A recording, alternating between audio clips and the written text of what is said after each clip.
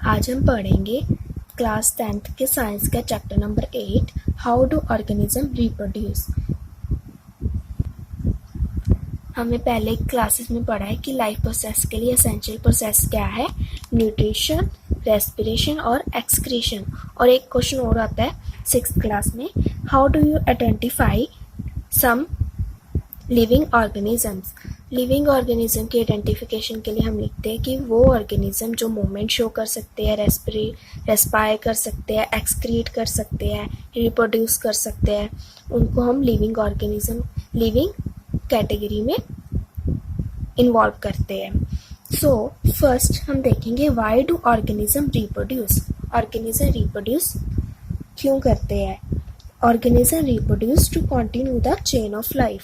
Life की chain को continue करने के लिए ऑर्गेनिज्म रिप्रोड्यूस करते हैं। टू पास इट्स जीन्स, अपने जैसे स्पीसीज अपने जैसे जीन्स को दूसरे अपने ऑफस्प्रिंग्स में पास करते हैं।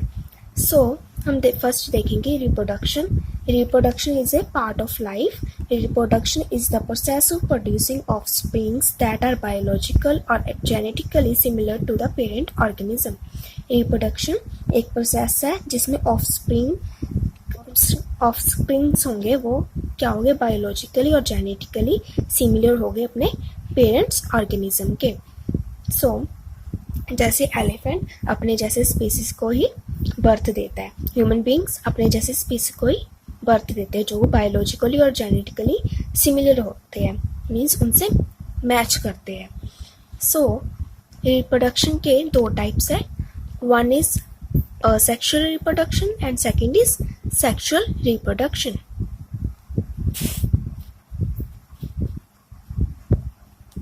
सो हम डिफरेंस जान लेते हैं सेक्सुअल रिप्रोडक्शन और सेक्सुअल रिप्रोडक्शन में। First sexual reproduction involves one parent. Sexual reproduction में एक ही पेरेंट इन्वॉल्व होता है और sexual reproduction involves two parents. Sexual reproduction में दो पेरेंट्स इन्वॉल्व होते हैं, male and female. Sexual reproduction की एग्जांपल है हाइड्रा। हाइड्रा में क्या होता है कि एक ही पेरेंट इन्वॉल्व होता है, तो इसमें एक बर्ड बनता है जो टाइम के बाद हैवी होता हुआ इससे सेपरेट हो जाता है और अपना न्यू हाइड्रा फॉर्म कर लेता है।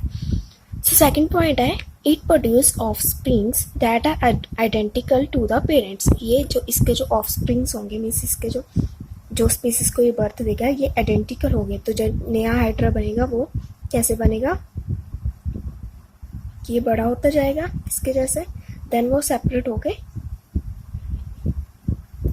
ऐसा सिमिलर हाइड्रा ही फॉर्म करेगा जो आइडेंटिकल होगा पेरेंट हाइड्रा से। So second, in sexual reproduction offsprings will have some characters from male parents and other from female parent. Some characters may not be present in either of the parents. तो इसमें sexual reproduction में क्या होगा कि mail और female parent दोनों involve हो गए, तो जो उनका ऑफस्प्रिंग होगा वो कैसे बनेगा, उसमें अगर मेल फीमेल, उसमें कुछ करैक्टर किसके आएंगे, मेल के, और कुछ करैक्टर किसके आएंगे, फीमेल पेरेंट के, और कुछ करैक्टर उनमें मेल और फीमेल पेरेंट्स के इन्वॉल्व नहीं होते हैं। And third point, asexual reproduction में जेनेटिक वेरिएशन इज लेस, क्योंकि इसमें एक ही पेरेंट होगा, तो इसमें एक ही पेरेंट से इसका डीएनए कॉपी होगा, जिसमें कॉपी बहुत अच्छे से होगी, तो इसमें वेरिएशन जो है वो कम रहती है। But in sexual reproduction more change for genetic variation. Sexual reproduction में मोर जेनेटिक वेरिएशन होती है, क्योंकि इसमें दो पेरेंट्स इन्वॉल्व है और दोनों की जीन्स अलग रहेंगे और डीएनए अलग रहेंगे, तो इसमें क्या होता है कि हमारे डीएनए की कॉपी होती है जो ऑफस्प्रिंग्स में होती है। सो इसमें कुछ करैक्टर मेल के आएंगे, कुछ फीमेल के, और वेरिएशन के चांसेस ज़्यादा होंगे। And fourth one is it is not very useful for natural selection in evolution of species. इसमें ज़्यादा एवोल्यूशन नहीं होती स्पीसीज की, but in sexual reproduction it is highly useful for natural selection in evolution of species. इसमें species की evolution होती रहती है। जैसे एप से हमने पढ़ा है कि एप से धीरे धीरे चेंजेस आते रहे और ह्यूमन ह्यूमन में एवोल्यूशन हुई. So fifth point is it occurs by budding and fragmentation. ये बर्डिंग के थ्रू और फ्रेगमेंटेशन के थ्रू होती है. किस में होती है? एग्जाम्पल के लिए आप इसमें लिख सकते हो, नीचे पॉइंट बना लेना. Example hydra. ये किस में होती है? हाइड्रा में. It occurs due to pollination and fertilization. ये पॉलिनेशन और फर्टिलाइजेशन की वजह से होती है. जैसे प्लांट्स में पॉलिनेशन होती है, इसमें आप एग्जाम्पल के लिए लिख सकते हो ह्यूमन. सो आई होप आपको दोनों का डिफरेंस समझ आ गया होगा. नेक्स्ट हम देखते हैं do organism create exact copies of themselves. क्या ऑर्गेनिजम्स एग्जैक्ट कॉपी बनाते हैं अपनी? हमें क्या पता है, हमने 9th क्लास में पढ़ा है chromosomes in nucleus of a cell contain information for inheritance of features from parents to next generation. Chromosome क्या करते हैं? अपने पुश्तानी जो पेरेंट्स से नेक्स्ट जनरेशन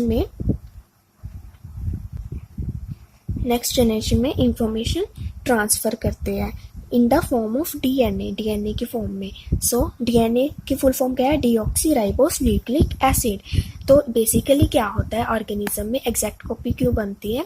जब वो डीएनए को कॉपी कर पाते हैं, एग्जैक्ट डीएनए को कॉपी कर पाते हैं. सो A basic event in reproduction is creation of DNA copy. तो बेसिक रिप्रोडक्शन में बेसिक क्रिएशन क्या है? डीएनए को कॉपी करना. इन असेक्सुअल रिप्रोडक्शन में क्योंकि एक ही पेरेंट इन्वॉल्व होता है तो डीएनए की कॉपी बेहतर हो पाती है. सो वो सेम स्पीसीज को, सेम क्रिएचर को एग्जैक्ट अपने जैसा क्लोन कॉपी को रिप्रोड्यूस करता है. In asexual reproduction organism create exact copies of themselves, a clone, जो एग्जैक्ट उसके जैसे ही दिखाई देता है. But the chances of variation are very high in sexually reproducing organism.